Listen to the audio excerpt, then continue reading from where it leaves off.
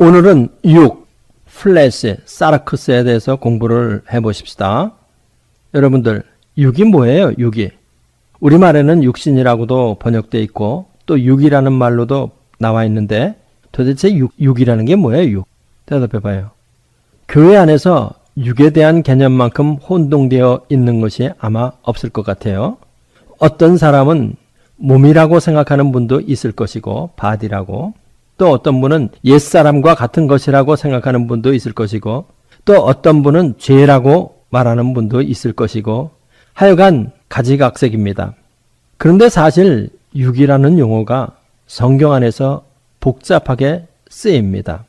그 예로 육에 대한 일반적 정의는 타락한 아담이 후손에게 물려준 부패한 성품, 이것을 의미한다고 그랬죠. 요거는 기본 개념이니까 아주 머릿속에 넣어놓으세요. 육에 대한 일반적 정의는 무엇이냐? 타락한 아담이 후손에게 물려준 부패한 성품이 바로 육이다. 그런데 플래시뿐만 아니라 바디도 타락한 성품을 표시하는 말로 쓰인 것을 우리는 성경에서 발견하게 돼요. 그 예로 고린도후서 9장 27절을 보면 내가 내 몸을 쳐서 복종케 함은, 이런 말 기억나지요? 내 몸을 쳐서 복종케 한다. 여기에서 우리의 바디를 쳐서 복종케 한다는 말은 아니에요. 이거는 우리의 타락한 성품을 하나님의 말씀에 복종케 한다, 이런 말이죠. 그렇기 때문에 바디라는 말을 쓰면서도 그것이 어떤 때는 우리의 타락한 성품, 이것을 말할 때가 많아요. 그러니까 사람들이 바디가 타락한 성품을 가졌나 보다 이렇게 오해하도록 하는 경우도 있다는 말이죠. 이런 혼동된 사용이 발생하는 이유가 뭡니까? 오늘은 우리가 그런 이유를 공부를 하고 육에 대해 바른 이해를 해야 되겠습니다. 그래가지고 성경을 깨닫는데 한 단계 깊어지기를 바랍니다. 먼저 육의 용례, 이거부터 공부를 해보십시다. 구약 성경에서의 용례는 어떤 것이냐? 육에 대한 구약 성경의 용례는 어떤 것이냐? 거기에 대해서부터 공부를 해보십시다. 구약 성경에서 육은 히브리어 바사, 신약 성경에서의 플래시는 구약 성경에서 히브리어 바사, B-A-S-A-R, 이거와 등치되는 말이에요. 히브리 사람들은 인간의 타락한 성품으로서의 플래시와 몸, 바디와의 구별이 없이 하나의 단어 바사라는 말을 써요. 그래서 타락한 성품도 바사, 몸도 바사, 이렇게 사용했다는 거예요. 먼저 구약에서 바사의 용례를 공부를 해보면 단순한 몸을 나타내는 바사, 구약에서 한번 찾아보십시다. 창세기 2장 23절 다 같이, 아담이 가로되 이는 내 뼈 중에 뼈요 살 중에 살이라, 이것을 남자에게서 취하였은즉 여자라 칭하리라 하니라. 여기서 내 살 중에 살이다 할 때 플래시라는 말을 사용했는데, 이것은 단순히 몸, 바디를 나타내는 말이에요. 정신이 거긴 포함되어 있지 않다는 거죠. 다음에 구약 성경에서 약함, 피로, 환경 등에 굴복하는 유한성을 소유한 것으로서의 바사를 한번 또 찾아보십시다. 시 56편 4절 읽어보세요. 다 같이, 내가 하나님을 의지하였은즉 두려워 아니하리니 혈육 있는 사람이 내게 어찌하리이까. 혈육 있는 사람, 이것이 바로 바사라는 말이죠. 그런데 이 바사라는 말은 뭐냐면은 약함, 피로, 환경 등에 굴복하는 유한성을 가진 존재다 하는 이러한 의미에서 바사를 쓴 거예요. 그러니까 그런 약한 존재, 혈육 있는 사람이 내게 무슨 해를 끼치겠느냐, 두려워하지 않겠다, 이런 말이죠. 다음에 또 구약 성경에서 아주 중요한 바사에 대한 용법이 하나 있는데, 그건 뭐냐면은 영과 대조되는 바사를, 육을 말할 때가 있어요. 창세기 6장 3절, 여호와께서 가라사대 나의 신이 영원히 사람과 함께하지 아니하리니 이는 그들이 육체가 됨이라. 그러나 그들의 날은 120년이 되리라 하시니라. 여기서 사람이 육체가 됨이라 할 때 그 말은 여호와 하나님이 신, 스피릿인 반면에 인간은 육체다, 플래시다, 이런 말이에요. 그래서 뭐냐면은 영과 대조되는 의미에서 육, 바사를 말하고 있다는 말이에요. 이것이 바로 구약에서 바사가 어떻게 쓰였는가를 간단하게 우리가 공부한 것입니다. 다음에 우리는 신약 성경에서 플래시의 용법을 한번 또 찾아보십시다. 히브리인 중에서 히브리인을 공언한 사도 바울은 이런 히브리적 전통에 따라서 플래시를 사용했어요. 그래서 먼저 단순히 몸을 가르치는 육, non-sinful, non-sinful 이런 의미에서 육, 단순한 바디를 가르치는 말이다. 이거는 한번 공부를 해보십시다. 고린도전서 15장 39절 육체는 다 같은 육체가 아니니 하나는 사람의 육체요, 하나는 짐승의 육체요, 하나는 새의 육체요, 하나는 물고기의 육체라. 여기서 육체라는 말은 모두 다 플래시라는 이런 말을 사용했는데 단순히 몸을 가르치는 말이에요. 단순히 몸을 가르치는 것이지 여기에 무슨 어떤 윤리적인 의미라든가 약함이라든가 이런 것이 포함되어 있지 않다는 거예요. 또 우리 로마서 2장 28절 읽어보십시다. 다 같이 대저 표면적 유대인이 유대인이 아니요 표면적 육신의 할례가 아니라 표면적 육신의 할례가 아니다 할 때도 어떠한 다른 의미가 포함된 것이 아닌 단순히 그저 몸을 가르치는 이런 말이라는 거죠. 알겠죠? 잘 알겠죠? 단순히 사람의 몸을 가르치는 말로서 플래시가 쓰였다는 겁니다. 다음에는 약함이나 피로, 환경 등에 굴복하는 유한성을 소유한 것으로 해서의 육, flesh as weak, flesh as weak 이러한 관점에서 flesh를 한번 또 성경에서 찾아보십시다. 마태복음 26장 41절 다 같이 시험에 들지 않게 깨어있어 기도하라. 마음에는 원이로되 육신이 약하도다 하시고 육신이 약하다 하는 이 말에도 플래시라는 말이 쓰였는데 이 말은 무슨 뜻이냐? 피로에 굴복한다. 쉽게 굴복한다. 그러니까 flesh as weak 이렇게 쓰였다는 겁니다. 우리 갈라디아서 4장 13절 또 찾아보십시다. 다 같이 내가 처음에 육체의 약함을 인하여 너희에게 복음을 전한 것을 너희가 아는 바라. 내가 처음에 육체의 약함을 인하여 여기서도 육체, 플래시라는 이 말은 약함, 피로, 환경 등에 굴복하는 유한성을 가진 플래시 이런 의미로 쓰인 거예요. 다음 윤리적 의미에서 육, 플래시가 사르크스가 쓰인 것을 우리 한번 찾아보십시다. flesh as sinful 윤리적 의미에서 죄적인 성격을 가지고 있다 하는 이러한 의미에서 육, 사르크스를 한번 찾아보자는 거예요. 로마서 7장 14절 다 같이 우리가 율법은 신령한 줄 알거니와 나는 육신에 속하여 죄 아래 팔렸도다. 나는 육신에 속하여 죄 아래 팔렸다.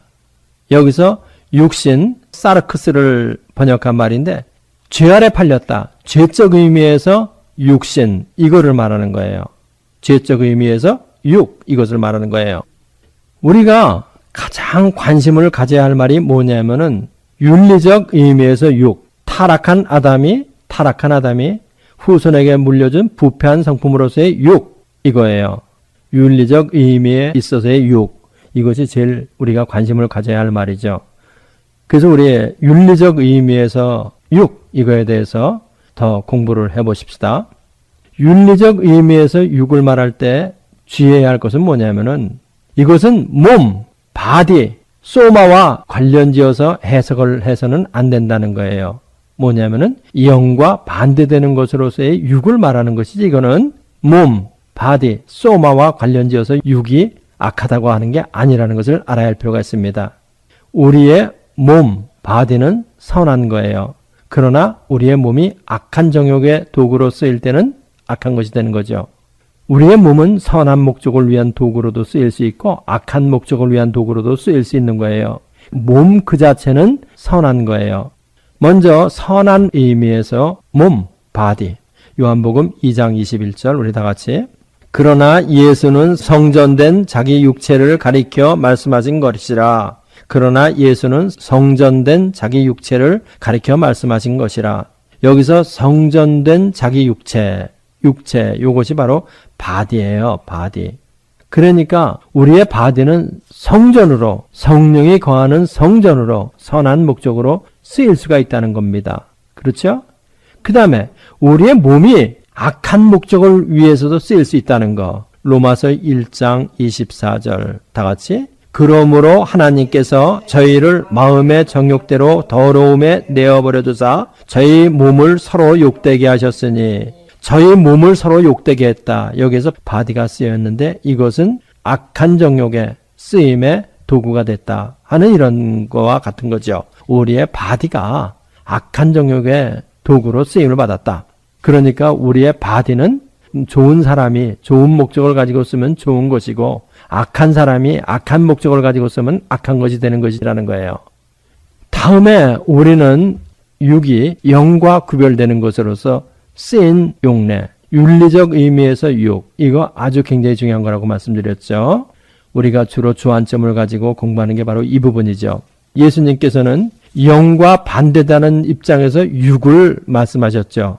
요한복음 3장 6절 우리 다 같이 육으로 난 것은 육이요 성령으로 난 것은 영이니 육으로 난 것은 육이요 성령으로 난 것은 영이다. 영과 육은 반대다. 영과 육은 본질적 차이가 있다 하죠. 그 근원이 서로 다르다 이거예요. 영과 육은. 우리 사도 바울도 이와 똑같은 말을 했는데 고린도전서 15장 47절 읽어보십시다. 첫사람은 땅에서 났으니 흙에 속한 자이거니와 둘째 사람은 하늘에서 나셨느니라. 첫사람은 땅에서 나고 그래서 흙에 속한 자다. 둘째 사람은 하늘에서 나셨다.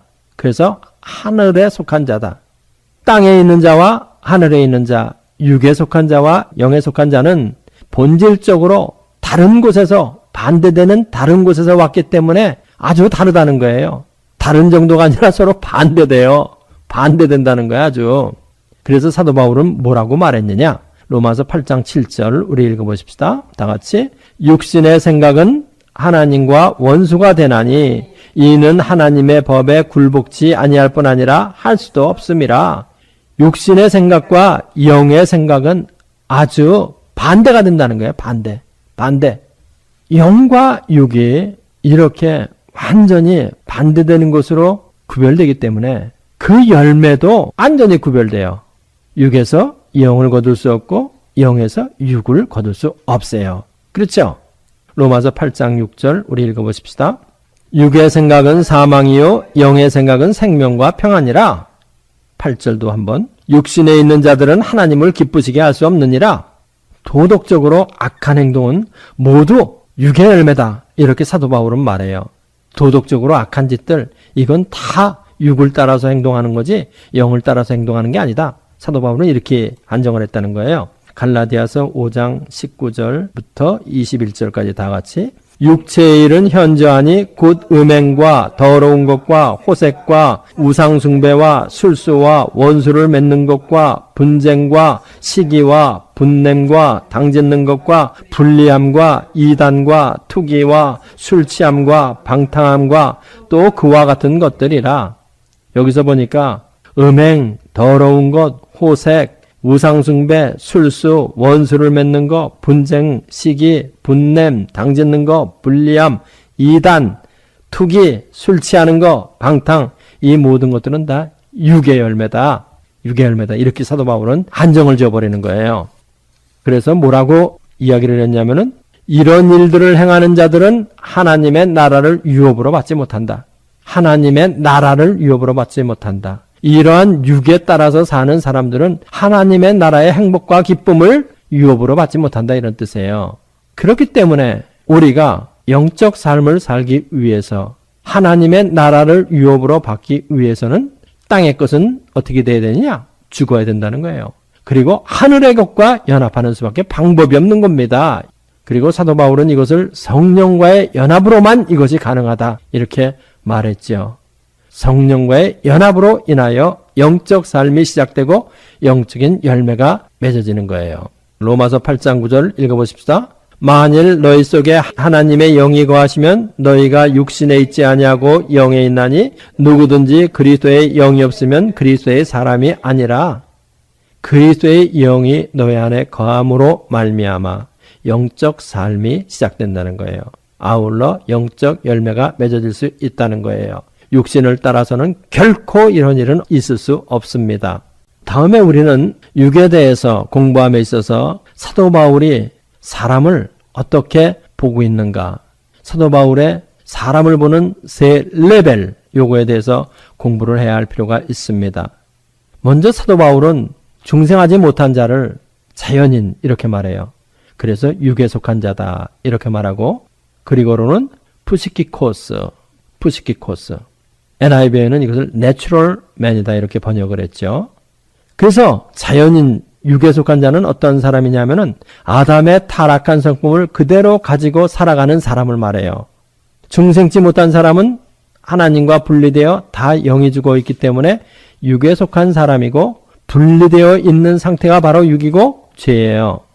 우리가 성자라고 추앙하는 석가, 공자, 소크라테스가 모두가 다 이 범주에 들어가는 겁니다. 우리 고린도전서 2장 14절 읽어보십시다. 다 같이. 육에 속한 사람은 하나님의 성령의 일을 받지 아니하나니 저희에게는 미련하게 보이며 또 깨닫지도 못하나니 이런 일은 영적으로야 분변함이니라. 육에 속한 사람은 하나님의 성령의 일을 받지 아니하는데 미련하게 보기 때문이고 또 깨닫지도 못한다. 그런데 여기서 육에 속한 사람, 요거를 갖다 사도 바울이 푸시키코스 이렇게 쓰는 거예요. 푸시키코스, 자연인이다, 동물적 생명을 그대로 가진 사람이다 할 때 푸시키코스 이 말을 쓰는 거예요. 그래서 육에 속한 자가 하는 일을 뭐라고 그러냐면 육의 일이라고 그러고, 이것은 모두가 다 대도억이다 이렇게 말해요. 죽은 일이다. 죽은 자가 하는 일이니까 대도억이 될 수밖에 없죠. 히브리서 9장 14절 읽어보십시다. 하물며 영원하신 성령으로 말미암아 흠없는 자기를 하나님께 드린 그리스도의 피가 어찌 너희 양심으로 죽은 행실에서 깨끗하게 하고 살아계신 하나님을 섬기지 못하겠느냐. 여기서 죽은 행실에서 깨끗하게 한다. 예수 그리스도의 피가. 그래서 중생하지 못한 자는 죽은 행실을 한다. 그리고 사도 바울은 이러한 중생치 못한 자를 푸시키코스다 이런 용어를 사용했다. 요거를 알아두세요. 도움이 될 겁니다. 나중에.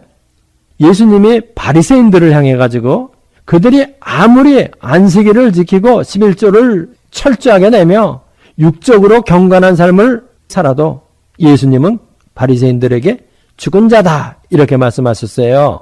그렇죠? 그래서 죽은 자들이 나의 음성을 들을 때가 오나니 이렇게 얘기를 하시고 그랬단 말이죠. 또 니고데모한테 거듭나야 한다. 이거를 아주 강조하신 거예요. You must be born again. 이런 사람들이 하는 선행은 자기 의를 세우려 가는 것이기 때문에 이것은 죽은 일이 돼요. 로마서 10장 3절 우리 읽어보십시다. 하나님의 의를 모르고 자기 의를 세우려고 힘써 하나님의 의를 복종치 아니하였느니라. 하나님의 의를 모르고 자기 의를 세우려고 힘써서 하나님의 의를 복종치 아니하였다. 사도 바울이 중생하기 전에 유대인으로서 바리새인으로서 살아갈 때 자기 자신의 모습을 고백한 말이 바로 로마서 10장 3절이에요. 하나님의 의를 모르고 자기 의를 세우려고 힘써가지고 하나님의 의를 힘써 복종치 아니했다. 이런 말이죠. 다음에 육신에 속한 자,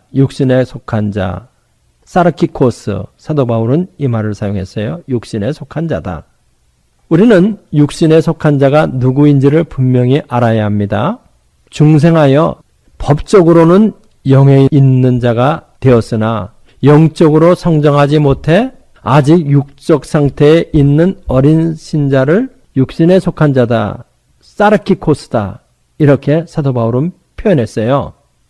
지금 요 사실은 조금 좀 집중을 해서 공부를 하세요. 먼저 중생한 자가 법적으로 영에 있는 자라고 하는 것, 이거 읽어보십시다. 로마서 8장 9절 다 같이. 만일 너희 속에 하나님의 영이 거하시면 너희가 육신에 있지 아니하고 영에 있나니 누구든지 그리스도의 영이 없으면 그리스도의 사람이 아니라. 그러니까 자기 안에 중생하여 성령이 거하는 사람은 육신에 있지 아니하고 영에 있는 사람이다. 비동사 is를 사용한 거예요. 영에 있는 상태에 있다. 하나님이 그렇게 여겨주신다는 거예요. 중생한 사람은 영에 있는 상태에 있다. 이렇게 우리 하나님이 선언해 주신다는 거예요. 그렇지만 이 사람이 그러면은 신령한 삶을, 영에 속한 삶을 살아가고 있느냐? 그것을 의미하는 것은 아니에요. 중생으로 인해서 영에 속한 자가 되었지만은 영적으로 성장하지 못하면 여전히 육신에 속한 상태에 있다고 하는 거예요. 고린도전서 3장 3절 읽어보십시다. 다 같이. 너희가 아직도 육신에 속한 자로다. 너희 가운데 시기와 분쟁이 있으니 어찌 육신에 속하여 사람을 따라 행함이 아니리요. 너희가 아직도 육신에 속한 자로다. 여기서 육신은 영어로다는 카날, 그리고 그리고 원어로는 사르키코스. 이 고린도전서 3장 3절은 고린도 교회 교인들이 형제들 간에 서로 시기와 분쟁이 있어가지고 교인들끼리 서로 싸울 때 사도 바울이 그 사람들을 너희가 아직도 육신에 속한 자다 이렇게 말한 거예요. 아직 영적으로 성장하지 못했다. 너희들은 중생하긴 중생을 했는데 아직 영적으로 장성한 분량에는 이르지 못했다. 사도 바울이 이렇게 권면을 해주는 거예요. 그러면서 거기서 육신에 속한 자다, 사르키코스다 이 말을 사용한 거예요. 카날 크리스천이다. 영어로다는 카날 크리스천 상태에 있다. 이렇게 얘기를 해준 거예요. 그런데 우리가 혼동을 하게 되는 것은 무엇이냐면은 바로 조금 전에 고린도전서 2장 14절에서 중생하지 못한 사람도 육에 속한 사람이다. 이렇게 번역되어 있고 또 지금 고린도전서 3장 3절에서 너희가 아직도 육신에 속한 자로다 할 때도 똑같이 육신에 속한 자다. 이렇게 말을 해요. 그렇지만 사실은 실제적으로 보면 사도 바울이 상당히 다른 용어를 사용하고 있었죠. 고린도전서 2장 14절에서는 푸시키코스, 자연인, 고린도전서 3장 3절에서는 사르키코스, 그래가지고 카날, 중생하고 난 다음에도 영적으로 성장하지 못해서 육신에 속한 상태에 있는 사람.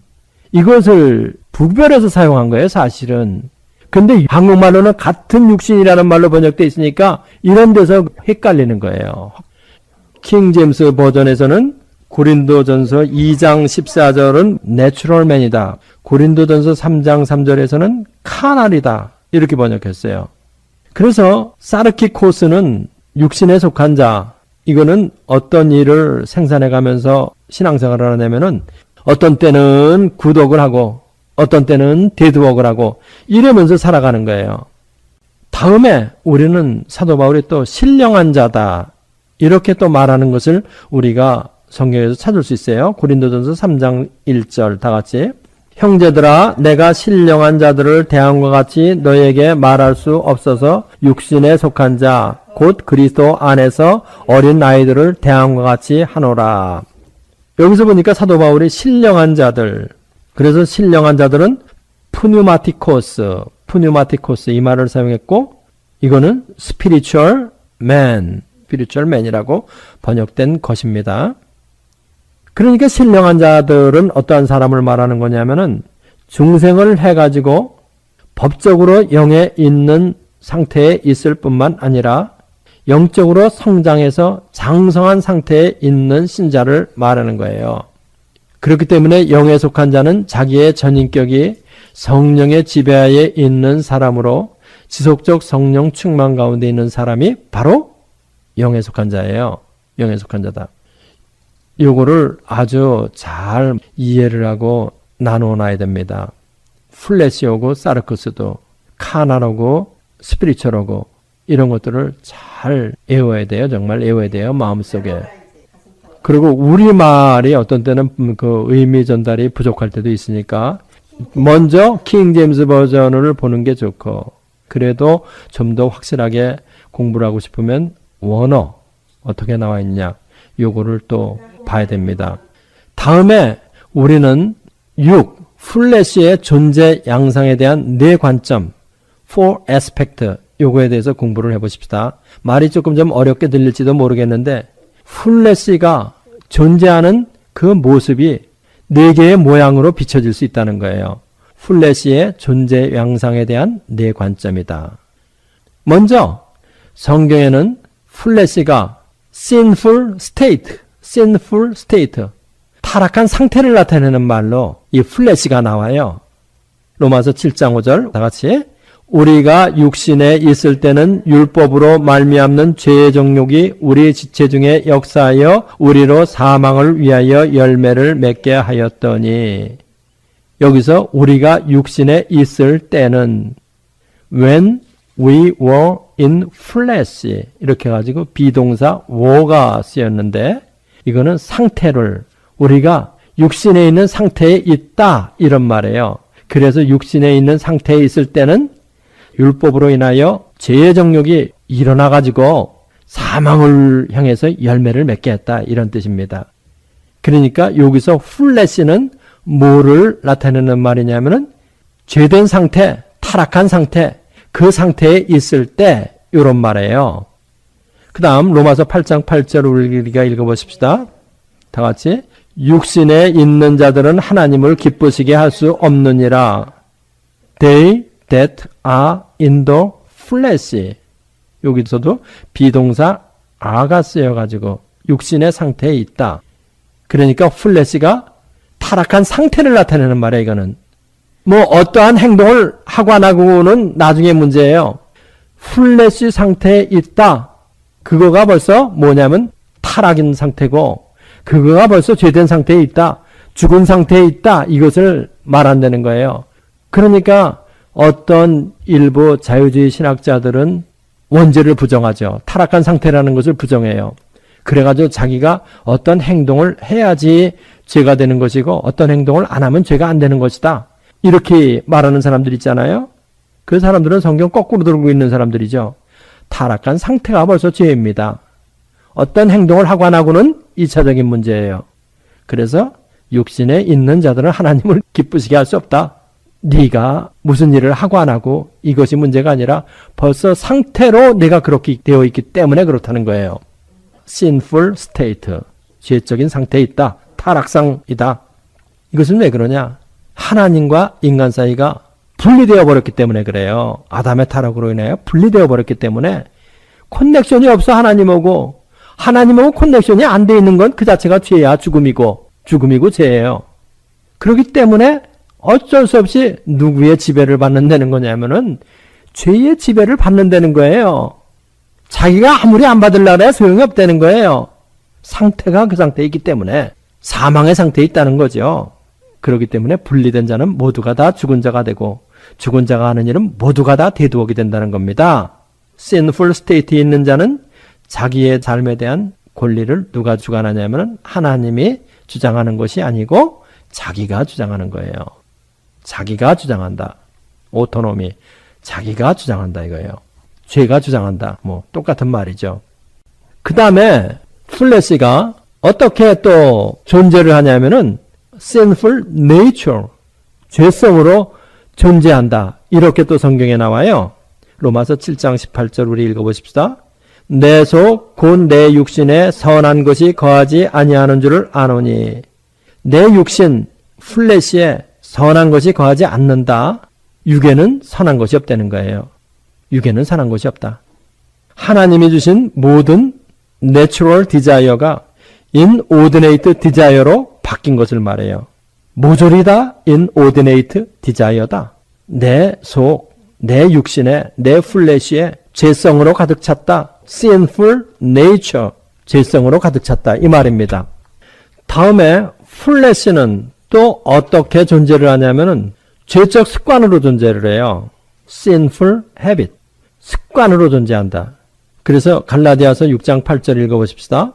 자기의 육체를 위하여 심는 자는 육체로부터 썩어진 것을 거두고 성령을 위하여 심는 자는 성령으로부터 영생을 거두리라. 아멘. 여기서 육체를 위하여 심는 자는 육체로부터 썩어진 것을 거둔다. 이 말을 할 때 이거는 플래시가 죄적 습관을 산출하고 죄적 습관은 썩어진 것을 거두게 된다 하는 이 말이죠. 그래서 죄습, 죄의 습관, sinful habit도 또 죄행을 산출하고 여전히 죄예요. 죄성은 죄된 습관을 만들어내고 이 죄된 습관도 역시 죄다 이 말이에요. 다음에 우리가 알아야 할 것은 죄행, sinful act로 플래시는 존재한다. 이거를 또 알아야 되죠. 로마서 8장 13절을 우리 읽어보십시다. 다 같이 너희가 육신대로 살면 반드시 죽을 것으로되 영으로서 몸의 행실을 죽이면, 여기서 몸의 행실을 죽이면 할 때 몸의 행실이 the deed of the body 이렇게 말했어요. 여기서 몸의 행실을 갖다 어떻게 해석해야 되냐면은 죄된 행실, 사르크스의 행실 이렇게 번역을 해야 되죠. 바로 이런 부분들이 혼동을 일으키는 부분이라 이 말입니다. 마치 몸이 몸 안에 죄적 요소를 가지고 있다 하는 것처럼 오해할 수 있는 요소들이 바로 이런 용어들 때문에 그래요. 몸의 행실이라는 말은 사르크스의 행실, 죄된 행실을 나타내는 말이에요. 이렇게 알아야 되는 거예요. 다음 갈라디아서 5장 19절 보십시다. 육체의 일은 현저하니 곧 음행과 더러운 것과 호색과, 육체의 일은 현저하니 육체의 일, the work of the flesh. 사도 바울이 the work of flesh, the work of sarcus 이 말을 사용했다는 거예요. 로마서 8장 14절에서는 the deed of the body라는 말을 사용했고, 갈라디아서 5장 19절에서는 the work of flesh라는 말을 사용했는데 낱말은 다르게 사용했지만은 의미는 같은 말이에요. 그래서 죄행 지금 우리가 sinful act에 대해서 공부를 했는데, 죄행이라는 것은 뭐냐면은 죄성을 가진 사람이 하는 행동, 이것을 말하는 것이고, 그것이 아무리 보기 좋아도 성경은 언제나 그것을 죄라고 말한다는 것이고, 왜 그러냐? 죄성에서 나왔기 때문일 뿐만 아니라 그것은 또 하나님과 분리된 상태에 있기 때문에 sinful state 가운데 있기 때문에 그렇다는 거예요. 그리고 이러한 죄된 행동의 뿌리에는 언제나 원죄의 본질인 독립성과 무익탁성이 거기 깔려 있다는 거예요. 우리가 아주 주목해서 또 이해를 해야 할 말이 갈라디아서 5장 24절입니다. 우리 다 같이 읽어보십시다. 갈라디아서 5장 24절. 그리스도 예수의 사람들은 육체와 함께 그 정과 욕심을 십자가에 못 박았느니라. 그리스도의 예수의 사람들은 육체와 함께 그 정과 욕심을 십자가에 못 박았다. 이것도 우리말로는 참 이게 아주 애매모호한 말이죠. 육체를 어떻게 십자가에 못 박아요, 우리가? 여기도 킹제임스 버전을 보니까 사르크스라는 말을 번역한 거란 말이죠. 근데 여기서 주의해야 할 것은 무엇이냐면은 플래시가 못 박혔다, 이렇게 얘기를 하면 안 되는 거예요. 이거는 deed of flesh, 그러니까 우리들의 모든 죄된 행동들, 이런 것들이 십자가에 못 박혔다, 그것은 안 한다, 이렇게 해석을 해야 되는 거예요. 알겠어요? 무슨 말인지? 우리들의 죄적 행실들, 이거는 자꾸 벗어버려야 돼요. 이 벗어버린다는 말이 뭐야? 사도 바울은 또 다른 말로 못 박았다, 죄된 행실을 못 박았다, 이렇게 말하잖아요. 죄된 행실을 죽여라, 이렇게 말하잖아요. 로마서 8장 13절에서는 영으로서 몸의 행실을 죽여라, 이렇게 말하잖아요. 죄적 행실을 죽이라는 말 아니야. 그러니까 여기 갈라디아서 5장 24절에서 그리스도 예수의 사람들은 육체와 함께 그 정과 욕심을 십자가에 못 박았다는 그 말도 몸의 행실을 십자가에 못 박으라는 말이에요. 그렇죠? 육을 십자가에 못 박아라, 이런 말이 아니라는 거예요. 육의 지배를 받는 옛사람이 죽어서, 죄의 지배를 받는 옛사람이 죽어서 우리가 새 사람으로 살기 때문에 죄적 행실들, 이것은 벗어버리는, 사도 바울의 다른 표현을 빌리면 십자가에 못 박는, 죽이는 이런 일을 하는 거예요. 이렇게 하는 거예요. 다 같이 기도하십시다. 할렐루야. 우리 아버지 하나님, 감사와 찬송과 영광을 돌려드립니다. 하나님의 말씀, 성령의 도움과 우리들의 바른 이해를 통하여 성경이 전해주는 참된 메시지에 우리가 도달할 수 있음을 믿습니다. 성령께서 우리에게 은혜를 주시고 깨달음을 주셔서 이 바른 의미를 깨닫고 영적인 큰 진보를 이룰 수 있는 우리 모두가 될 수 있도록 하나님 축복하여 주옵소서. 믿습니다. 예수님의 이름으로 기도합나이다. 이 성경 공부를 하신 분은 곧바로 라이크 버튼을 눌러주세요. 여러분의 수고가 하나님 나라 확장에 큰 도움이 됩니다.